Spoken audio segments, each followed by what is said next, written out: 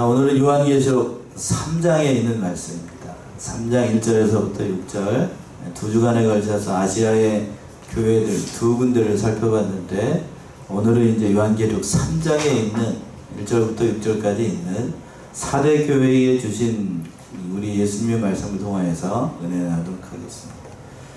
본문의 말씀은 아시아에 있는 7교회 중 가운데 5번째 교회 4대 교회의 사자에게 주신 우리 주님의 말씀을 기록한 거예요. 7명과 7별을 가지신 주님께서 그 4대 교회에 나타나셔가지고 그들을 책망을 하시고 회개를 촉구하시고 이기는 자에게 흰 옷 더럽히지 않은 자에게 줄 것이다 라고 약속하신 그러한 본문의 말씀인데, 오늘 이 말씀을 통하여서 과연 우리는 살았다 하는 이름만 있는지, 아니면 죽은 자인지, 아니면 그 믿음을 지킨 소수의 흰옷을 입은 자인지를 생각해보고 같이 은혜 나누도록 하겠습니다.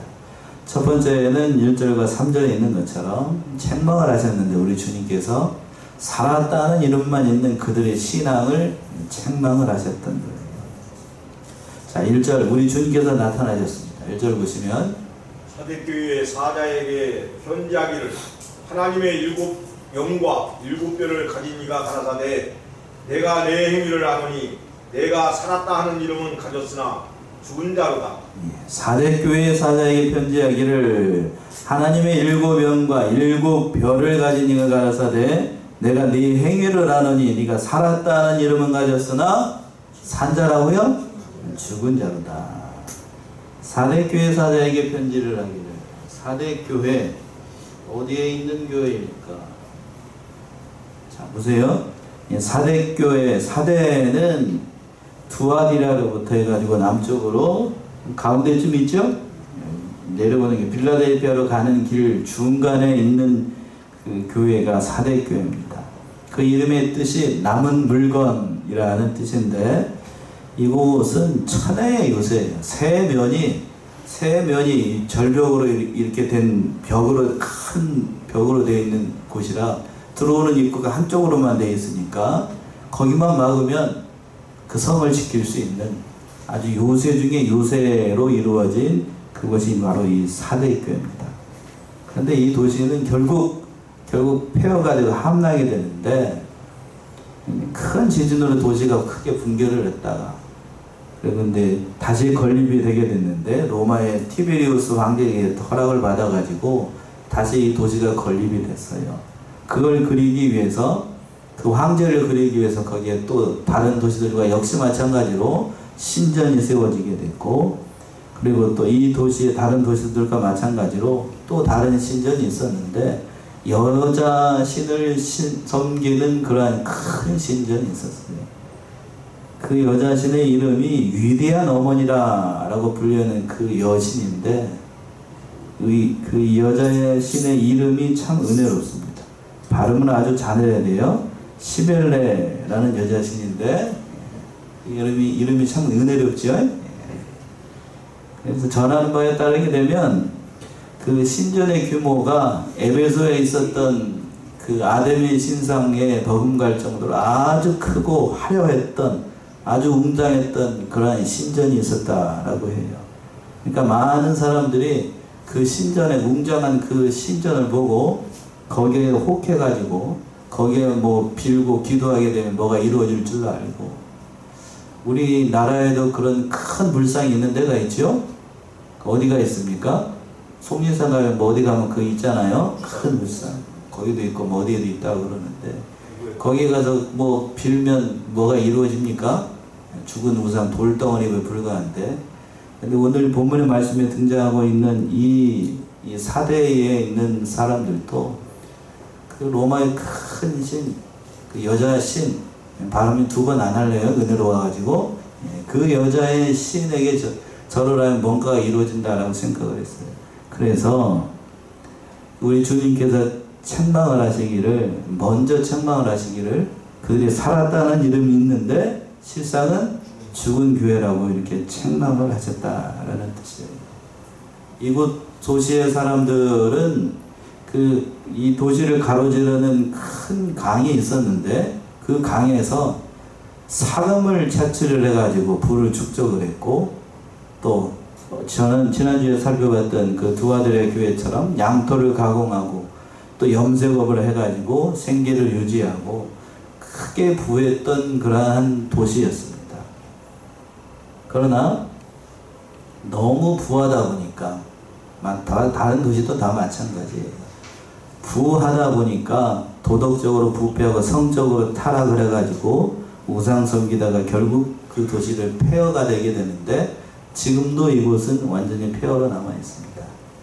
그러한 교회의 형편을 우리 주님께서 아시기 때문에 어떠한 분으로 나타나셨냐면 하나님의 7 영과 7 별을 가지신 주님으로 나타나셨어요.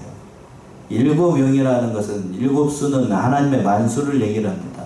그리고 완전하신 뭐에 충만한 무슨 분? 성령에 충만하시고 7 별, 7 교회의 사자들을 얘기를 하는데, 그 완전한 성령에 충만한 주님께서 완전하게 모든 교회의 성도들을 살피고 그 모든 것을 이루어 나가시는 주님으로 나타나셨다는 뜻이에요. 그 주님께서 책망을 하시는데 그 1절 하반절에서 그랬죠. 내가 네 행위를 하노니 네가 살았다는 이름은 가졌으나 죽은 자로다, 이렇게 말씀하셨어요. 살았다 하는 이름만 있고 실상은 살았다는 거예요, 죽었다는 거예요? 죽었다라는 뜻이에요. 그 행위를 다 알고 계셨다는 뜻입니다.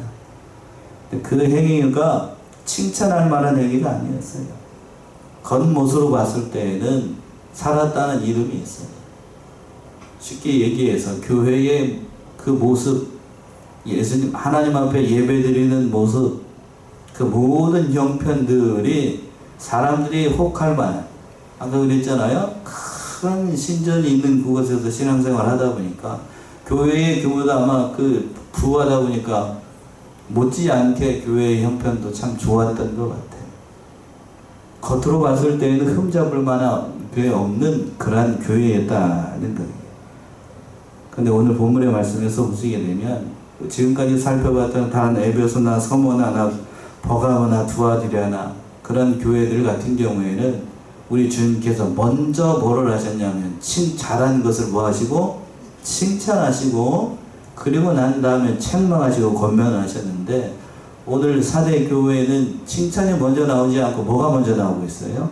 책망이 먼저 나오고 있다는 거예요. 그만큼 이 사대 교회의 영적인 형편이 굉장히 위험하기 때문에 우리 주님께서 7 영과 7 별을 가지신 그러한 주님의 모습으로 나타나셔가지고 내가 네 행위를 안다.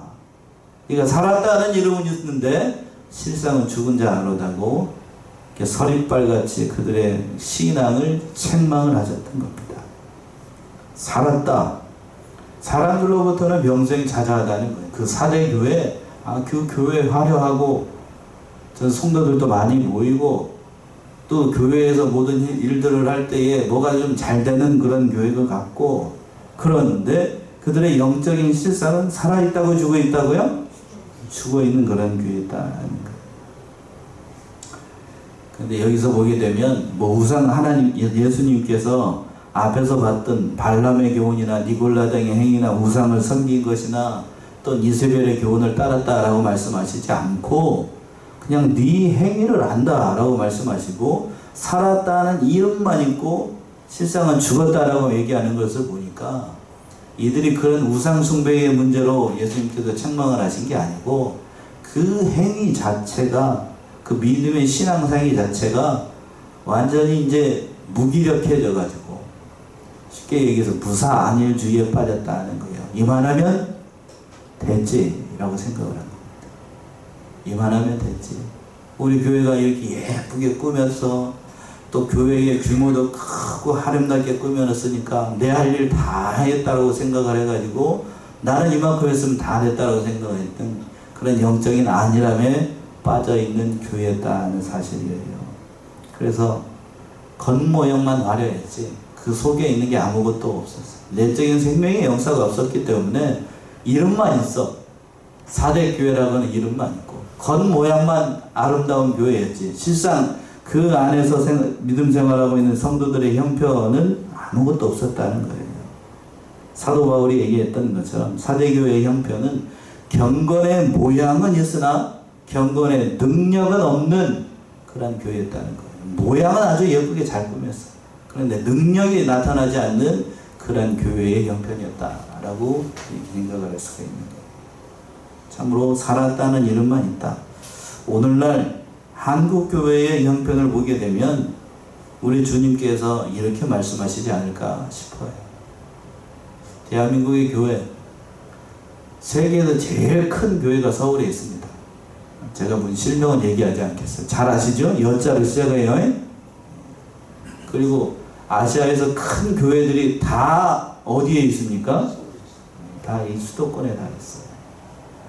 화려하다고요. 무슨 이름이 있다고요? 살았다는 이름은 있어요. 근데 우리 주님께서 봤을 때에 실상은 살아있다라고 과연 얘기를 할 수 있는가? 그렇게 얘기를 할 수 있는가? 의식적인 면에서 발전을 하고 교회의 규모, 시스템으로 교회가 돌아갑니다. 담임 목사님이 있고 부교육자들이 여러 명이 있고 여자 선신방 전도사님들이 여러 명이 있는 그런 아주 그냥 시스템이 잘 갖춰져 있고 교역장들과 모든 것들이 다 갖춰져 가지고 그런 교회들. 여러분 부러우신가요? 부러우셔요? 네. 저도 여기 내려오기 전에 우리 교단에서 그래도 제법 큰 교회들을 부교육자로 있었습니다. 근데 교회가 너무 크게 되면 성도들이 은혜를 받는 데도 있어요.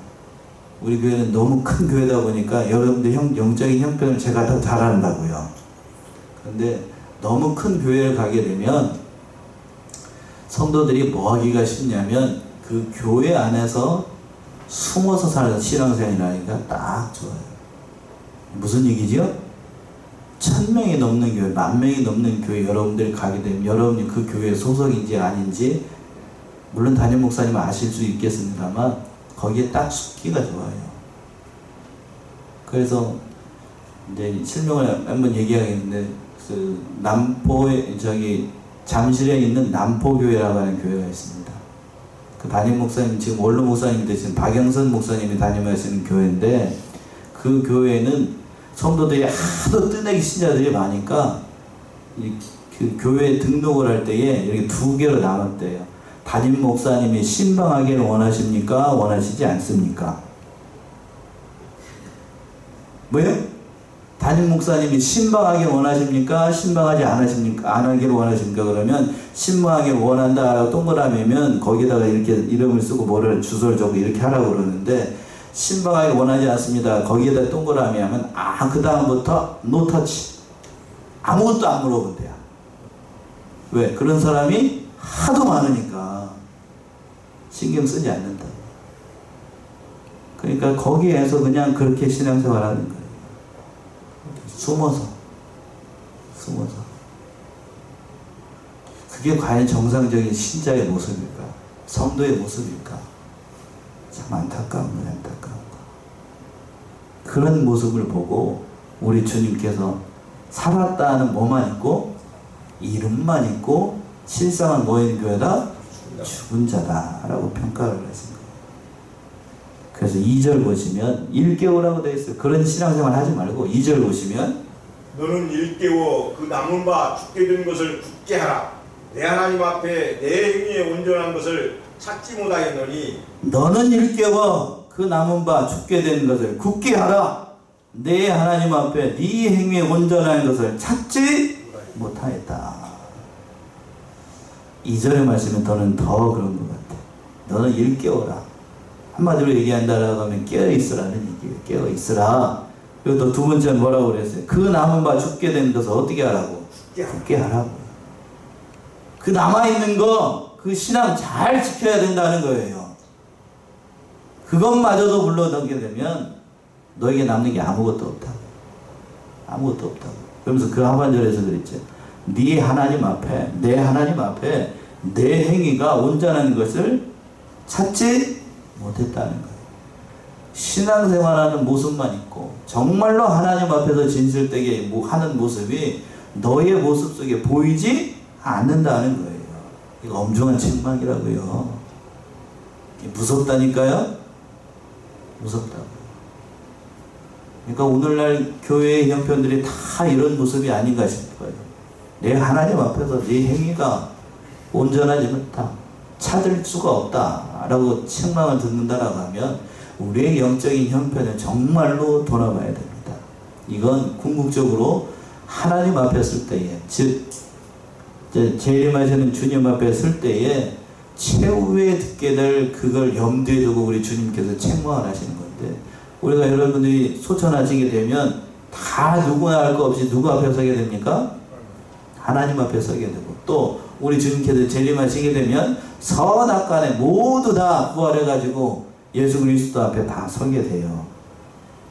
그때에 여러분이 오른편에 설지 아니면 왼편에 설지 판가름이 납니다.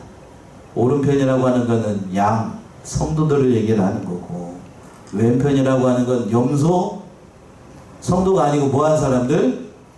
그 사람들이에요. 어디 갈 사람이? 천국 갈 사람이? 지옥 갈 사람이요? 지옥 갈 사람. 네 행위가 온전한 것이 없다는 얘기는 이대로 가게 되면 그들이 천국 간다는 거예요. 쉽게 표현합시다. 천국 간다는 거예요? 아니면 지옥 간다는 거예요? 지옥 가게 생겼다는 얘기예요. 우리 자신의 형편을, 예수님의 말씀으로 우리 자신을 돌아보고 정말 우리는 이러한 모습으로 신앙생활하고 있지 않은지 우리 자신을 돌아봐야 됩니다. 그리고 또 당부하기를 3절에서 말씀하셨죠. 3절. 그러므로 네가 어떻게 받았으며 어떻게 들었는지 생각하고 지켜 회개하라.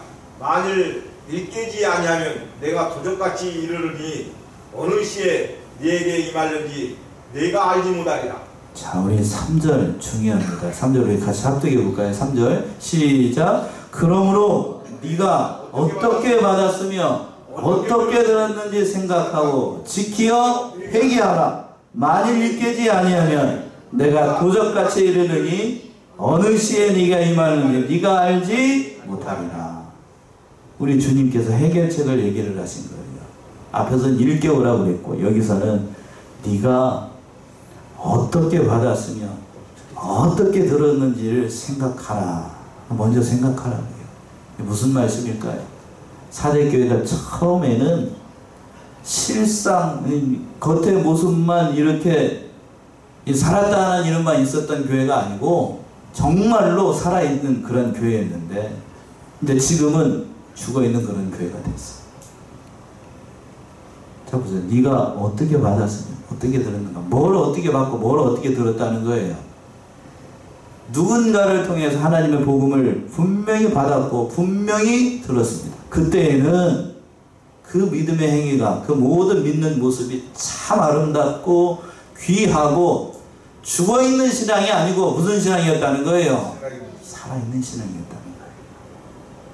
그러니까 그때의 모습, 네가 처음 예수를 믿었을 때 그 모습을 다시 회복하라는 얘기예요. 우리의 신앙의 모습이 이렇지 않습니까? 정말로 이렇다라고 하면 하나님 앞에 그 어떻게 받았는지, 어떠한 대가를 지불하고 우리가 믿음 생활을 했는지를 생각해 봐야 돼요. 오늘 말씀 속에서 참으로 처음 복음을 들었을 때 사대교회가 만약에 냉랭하고 그냥 지금 주님께서 책망하셨던 때처럼 뭐 살았다는 이름만 있고 실상은 죽은 교회였다라고 하면 교회가 세워지겠어요? 안 세워지겠어요? 안 세워지죠. 세워질 수가 없잖아요. 근데 처음 복음을 들었을 때에는 참으로 뜨겁고 열심내고 모든 것에서 충성을 했던 참으로 하나님 앞에 부끄럽지 않은 그런 신앙의 모습이었는데, 지금은 그것이 싹 사라지고 에베소 교회를 책망하셨던 것처럼 무슨 사랑이 사라져 버렸어요? 처음 사랑이 사라지고 믿는 모습만 남아있어. 믿는 모습도 제대로 된 모습이 아니고 무사 안일주의에 빠져가지고 그냥 여기가 좋사오니 그런 신앙의 모습으로 되려고 하는 거예요. 그런 잘못된 신앙을 지금 회복하라고. 회복하라고. 내가 받은 진리가, 내가 받은 하나님의 말씀이 얼마나 귀한 것인지 그리고 경히 여기게 되면 하나님의 심판이 크게 다가오게 되는 거예요. 여러분들이 받은 그 구원의 말씀, 진리의 말씀, 하나님의 구원이 얼마나 큰지를 다시 한번 깨달아야 된다는 얘기예요. 예수님께서 우리를 구원하기 위해서 이 땅에 오셔가지고 어디에 잡혀 돌아가시기까지요? 앞에 보세요. 어디에 잡혀 돌아가시기까지? 십자가에 달려 돌아가시기까지. 하나님이 십자가에 달려서 돌아가셨다고요. 그렇게 우리를 구원하신 분이 바로 하나님이에요. 근데 그 하나님의 사랑을 등한히 여기고 경히 여긴다라고 하는 건 하나님의 징계, 하나님의 심판을 피할 수가 없다니까요. 자, 히브리 2장을 한번 넣어보세요. 그렇게 정확히 얘기하고 있죠. 히브리 2장 1절에서부터 4절 보시면, 히브리 2장 1절에서부터 4절. 그러므로 모든 들은 것을 우리가 더욱 간절히 삼가할지니 혹 흘러 떠내려갈까 염려하노라. 천사들로 하신 말씀이 견고하게 되어 모든 범죄함과 순종치 아니함이 공변된 보응을 받았거든. 우리가 이같이 큰 구원을 등한히 여기면 어찌 피하리요. 이 구원은 처음에 주로 말씀하신 바요 들은 자들이 우리에게 확증한 바니 하나님도 표적들과 기사들과 여러가지 능력과 및 자기 뜻을 따라 성령에 나눠주신 것으로서 저희와 함께 증거하셨느니라. 예. 2절부터 보시면 2절 보시면 이렇게 얘기하셨죠. 천사들로 하신 말씀이 견고하게 되어 모든 범죄함과 순종치 아니하며 공변된 보응을 받았거든. 즉 율법을 통하여서도 하나님의 율법의 말씀을 지키지 않으면 그 보응을 받았어요. 그런데 그 3절 보시면 우리가 이같이 큰 구원을 어떻게 여기면? 등한히 여기면 어찌 하나님의 징계를 피할 수 있겠느냐는 거예요. 율법을 지키지 않아도 죽음이 찾아오는데 그보다 더한 예수 그리스도 때 값진 복의 피로 얻은 그 구원을 등한히 여기면 하나님으로부터 무슨 징계가 찾아오겠냐는 거예요. 예수 믿지 않으면 쉽게 표현할 때 예수 믿지 않으면 어떻게 되는 거예요? 당연한 거죠. 근데 지금 어느 교회의 형편이 지금 사대교회의 형편, 믿음의 형편이 그러한 사람이다. 그래서 우리 주님께서 일깨워라. 일깨지 않으면 내가 뭐같이 임한다고요? 도적같이 임해서 너희의 그 모든 것들을 해만 대로 갚아준다. 그렇게 말씀을 하신 거예요. 자, 우리 자신을 좀 돌아봐야 되겠습니다. 그런 사람만 있는 게 아니고, 그런데 우리 주님께서 또 낙심할까봐 사대교회에 그래도 희망을 주시는 말씀을 하셨어요. 4절의 말씀인데, 그러나 그 옷을 더럽히지 않은 몇 사람의 성도들을 칭찬을 하셨습니다. 4절의 말씀이죠. 4절 보시면 그러나 사대에 그 옷을 더럽히지 아니한 자 몇 명이 내게 있어 흰옷을 입고 나와 함께 다니리니 그들은 합당한 자인 영고라. 예, 우리 4절 힘내서 4절 우리 같이 합독해 봅시다. 4절 시작. 그러나 사대에 그 옷을 더럽히지 아니한 자 몇 명이 내게 있어 흰옷을 입고 나와 함께 다니니 그들은 합당한 영이라. 그러나 사대에 그 옷을 더럽히지 아니한 자가 있다고요. 이러한 사대 교회에도 참으로 그 믿음을 끝까지 지키고 남아있는 자들이 있었다라는 뜻이에요. 소극적인 의미로 한다라고 하면 그 도시 전체가 온통 다 물질적인 풍요로움, 우상 숭배의 그 모든 죄악에 빠져가지고 도덕적 부패와 그 모든 것에 다 너도 그러냐 나도 그렇다라고 그러한 신앙 상태에 빠져 있었는데, 근데 그걸 다 지키는 사람도 있었다. 적극적으로 믿는다라고 하면 처음 예수를 믿었던 그 신앙을 지금 이 시간까지 변치 않고 충성되게 잘 지키는 사람들이 남아 있었다는 뜻이에요. 비록 뭐하는 사람들이지만 많은 사람이 있었다고 적은 사람이 있다고요? 적은 사람이 있었어요. 녹화적인데 우리 교인들처럼 이렇게 많은 사람들이 있었다는 뜻이에요. 그러니까 여기서 중요한 사실을 깨닫죠. 예수님께서는, 하나님께서는 많은 사람을 원하신다, 아니면 소수라도 믿음을 잘 지키는 사람을 원하신다. 전자입니까 후자입니까? 부자지요? 여러분 어떤 사람이 되실래요? 예? 전자처럼. 뭐 하면 저기 겉은 화려하고 그런 교인으로 남겠습니까? 아니면 힘들고 괴롭고 어려운 일들이 많아도 성도로 남겠습니까? 오늘 기도도 그렇게 하셨는데 교인과 성도의 차이점 아시죠? 교인은 뭐예요? 예? 교인은 뭐예요? 성안교회에 등록을 해서 성안교회 교인으로 시장 생활 아니지. 종교 생활하는 사람을 가리켜서 뭐라고 그러냐면 교인이라고 해요. 인격적으로 예수를 만나본 적이 없어요. 교회에 뭐하러 오냐면 감상하러 왔어. 감상하러. 목사님이 어떻게 생겼는가, 교인들이 몇 명이나 되는가, 오늘은 목사님 말씀을 잘하시냐 못하시냐 이런 평가하려고 오는 사람. 그건 교인이에요. 교인. 근데 성도는 뭐지요? 나를 구원하신 하나님을 만나러 이 자리에 온 사람. 그 사람을 가리켜서 뭐라고 그런다고요? 성도라고 해요. 그래서 목사님이 오늘 주일에 무슨 말씀을 하시든 그걸 누구의 말씀으로 듣고? 하나님의 말씀을 듣고 말씀에 부족해도 순종하려고 하는 사람. 그 사람이 사대교회에 많이 있었다고요? 적게 있었다고요? 적게 있었어. 몇 사람 있다고 그랬어요. 몇 사람. 불과 몇 사람. 불과 몇 사람. 하나님의 진리를 바로 알고 끝까지 신앙생활 하는 건 많이 찾고 많이 남아있을 수 없다는 거예요. 누가복음 18장에서 보시면 그랬죠. 말세에 뭐한 자를 찾겠느냐? 믿는 자를 찾겠느냐라고 우리 주님께서 말씀하셨던 것처럼 점점 주님의 재림의 시대가 가까우면 가까울수록 성도들의 믿음의 형편이 의식주의에 빠지게 되고 외적인 것으로만 점점 더 발전하려고 해서 살았다 하는 이름만 찾는 교회가 되는 거예요. 그래서 오늘 현대 교회의 문제점 가운데 그런 성도들이 다 그래요. 교회의 건물이 일단은 뭐하고 봐야 됩니까? 크고 화려해야 됩니다.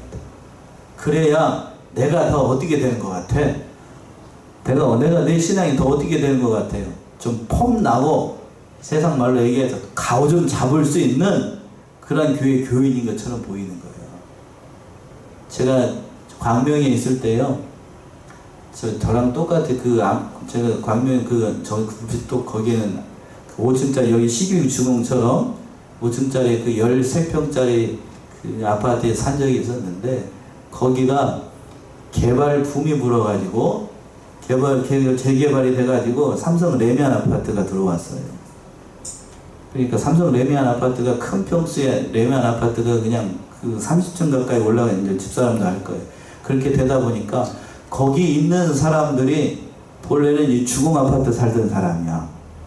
근데 이제 삼성 레미안 자이 아파트가 들어오게 되니까 갑자기 사람들이 신분이 확 바뀐 것처럼 자기는 본래 어떤 사람인데 13평짜리 주공 아파트 사는 사람들이 갑자기 큰 평수의 아파트로 생겨가지고 살아가지고 자기가 갑자기 뭐한 것처럼 생각을 한 거예요. 업그레이드 돼가지고 좋은 사람을 탈바꿈한 걸로 생각을 하는 거예요. 실상은 그렇습니까? 그들의 영적인 형편은 무슨 아파트에 살고 있어요? 계속해서 오히려 그렇게 해서 살고 있으면 그래도 좀 나아. 그것도 다 뭐하게 생겼다고 지금 다 까맣게 생겼다고. 제가 조그만 아파트에 산다고 무시하는 게 아니에요. 비유를 그렇게 하는 것 뿐이고 우리의 영적인 형편이 그렇다고요. 나의 실력과 나의 믿음의 형편을 바라보지 못하고 내가 어디에 살고 있는지를 잃어버리게 되면 그런 사람에 빠지게 된다. 그런 신앙에 빠지게 된다. 그런데 오늘 사대교회에 그런 신앙에 빠지지 않고 자기의 그 더러운 옷을 더럽히지 않고 끝까지 그 신앙을 견지하면서 남아있는 자들이 있었어요. 근데 그 신앙을 지킨 사람들이 많다고요? 적다고요? 적어 있었어요. 그러니까 우리 주님께서 말씀하셨던 것처럼 적은 무리가 남아있었어요. 적은 무리. 그러니까 적은 무리. 세상이 어떻다? 세상이 어떠하다? 라고 해서 낙심하거나 좌절하지 말고 우리의 신앙을 잘 지키게 되면 우리 주님께서 기뻐하신다니까요. 자, 한 군데 찾아보죠. 누가복음 12장으로 가시면 우리 주님께서 산상수의 말씀 이렇게 적용을 하면서 마지막 이런 말씀하셨어요. 누가복음 12장 29절에서부터 32절 보시면 누가 12장 29에서 32절 너희는 무엇을 먹을까 무엇을 마실까 구하지 말며 근심하지도 말라. 이 모든 것은 세상 백성들이 구하는 것이라. 너희 아버지께서는 이런 것이 너희에게 있어야 할 것을 아시느니라. 다만 너희는 그의 나라를 구하라. 그리하면 이런 것들을 너희에게 더하시리라. 32절까지 적은 무리여 무서워 말라. 너희 아버지께서 그 나라를 너희에게 주시기를 기뻐하시느니라. 예, 제가 제일 원하는 답은 32절에서 그랬어요. 짝짝짝짝 무엇을 먹을까 무엇을 마실까 구하지 근심하지 말라고 쭉 얘기를 하시다가 32절에서 그랬어요. 무슨 무리여 무서워 말라? 적은 무리요. 적은 무리여 무서워 말라.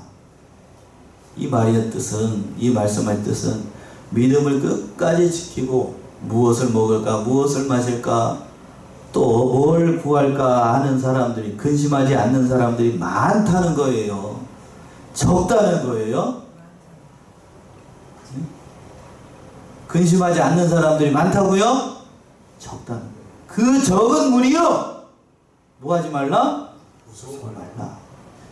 오늘 본문의 말씀에서 흰 옷을 입고 끝까지 신앙을 지키지 않은 그 적은 무리여 무서워하지 말라고. 세상이 어떠하든지 세상이 나의 신앙을 뭐라고 평가를 하든지 두려워하지 말라고요. 그들이 어떻게 되니까? 흰 옷을 입고 누구와 함께 다니리라? 나와 함께 다니리라. 그 사람들만 내 백성이고 나와 함께 있을 것이고 나와 영원토록 함께 할 것이다 라고 약속하신 말씀이에요. 왜 그런가? 그들이 합당한 자이기 때문에. 흰 옷을 입는다는 것은 예수 그리스도의 의의 옷을 입고 영원토록 하나님의 백성으로서 살아간다는 의미가 담겨 있어요. 구원은 그러니까 구원의 문은, 진리의 문은 큰 사람, 믿음이 큰 사람들에게 열린 게 아니고 생명의 길은 좁은 길입니까? 넓은 길입니까? 좁은 길이에요. 좁은 길. 그 좁은 길을 가라고요. 그 좁은 길을. 마지막으로 5절과 6절에서 우리 주님께서 말씀하십니다. 이기는 자에게 흰 옷을 입혀주시고 그 이름을 생명책에 기록하겠다라고 약속하셨어요. 5절 보시면 이기는 자는 이와 같이 흰 옷을 입을 것이요 내가 그 이름을 생명책에 반드시 흐리지 아니하리고 그 이름을 내 아버지 앞과 그 천사들 앞에서 시인하리라. 자, 5절 굉장히 귀한 말씀이죠. 5절도 우리 같이 합독합시다. 시작. 이기는 자는 이와 같이 흰 옷을 입을 것이요 내가 그 이름을 생명책에 반드시 흐리지 아니하고 그 이름을 내 아버지 앞과 천사들 앞에서 시인하리라. 세 가지를 약속했어요. 첫 번째, 이기는 자와 이와 같이 흰 옷을 입는다라고 그랬어요. 이기는 자가 이와 같이 무슨 옷을 입는다고요? 흰 옷을 입어요. 예수 그리스도의 정결의 옷, 의의 옷을 입고 주님과 함께 살게 될 것을 약속을 하신 거고, 두 번째는 그 이름을 어디에서 반드시 흐리지 않는다? 생명책에서 흐리지 않는다. 생명책. 성경에 보게 되면 이 생명책이라고 해가지고 직접적으로 얘기하는 대목들이 많이 있습니다. 출애굽기 32장에도 있고 빌립보서 4장 3절, 우리 요한계시록이 가장 많이 등장하는데 오늘 본문에 말씀 3장 5절, 13장 8절, 17장 8절, 20장 22절, 15절, 21장 27절. 그러니까 이걸 얘기를 해가지고 단지 상징이고 그 모든 것을 풍요로 한 것이다 라고 얘기를 하는 사람들이 있는데 저는 문자적으로 진짜로 있을 것이라고 생각을 해요. 자, 우리가 잘 찾아보지 않는 말씀 가운데 한 구절인데 한번 더 찾아볼까요? 빌립보 4장 3절 한번 보세요. 사도 바울도 이렇게 얘기했어요. 빌립보 4장 3절. 또 참으로 나와 멍에를 같이 한 자에게 구하노니 복음에 나와 함께 힘쓰는 저 여인들을 듣고 또한 블레멘도와 그 위에 나의 동역자들을 도우라. 그 이름들이 생명책에 있느니라. 예, 사도 바울도 이렇게 얘기를 했어요. 뭐라고 얘기를 했냐면 또 참으로 나와 멍에를 같이 한 자 내게 구하노니 복음에 나와 함께 있었던 저 부녀들을 돕고 또한 글레멘도와 그 외에 나의 동역자들을 도우라. 그 이름들이 어디에 기록되어 있대요? 생명책에 있는 그러니까 여러분의 이름이 지금 어디에 기록되어 있다는 거죠? 생명책. 생명책에 기록되어 있을 것입니까? 아니면 있습니까? 있습니다. 생명책에 기록되어 있어요. 아멘이십니까? 그 생명책에 내 이름이 없다라고 하면 여러분들은 어디 가는 거예요? 여러분들이 생명책에 자기 이름이 있을 것이라고 생각하시는 분 한번 손 들어보세요. 에? 내 이름은 반드시 흐리지 않고 어디에 기록되어 있을 것이다? 생명책에 기록되어 있을 것이다. 손 드시 안 드는 사람 수상한 사람이야? 아니다. 지금 믿는 형편으로 봤을 때 내 이름은 아직 안 써 있는 것 같다 하시는 분들 손 안 들지 마시고. 이거 뭐예요? 이게 안 드는 사람들은 그러면 뭐 어디 있다는 거예요 지금? 생명책에 기록 안 돼 있고 어디 써 있다는 거예요 그럼? 지금 들기 좀 민망하니까 지금 안 드시는 걸로 제가 그 넓은 아래형으로 지금 그렇게 생각하고 있을게요. 그러니까 오늘 말씀 속에서 예수님이 그 믿음을 지키는 자들, 우리 주님께서 말씀하신 거예요. 흐리지 않겠다는 얘기는 반드시 그 이름을 지우지 않을 것이다 라는 뜻이에요. 그러니까 우리 이름이 한번 생명책에 이름이 기록되면 그 이름이 뭐에 따라서 이제 지워질까요? 지워지지 않을까요? 믿는 형편이 지금 이 모양 이 꼴인데도 하나님이 지우지 않을까? 다 저거 봤을 때 좀 시원치 않은데? 이제 지웠다가 또 너 내일 하는 거 봐서는 좀 저하는 것 같은데 다시 쓸까? 그럴까요? 아니다.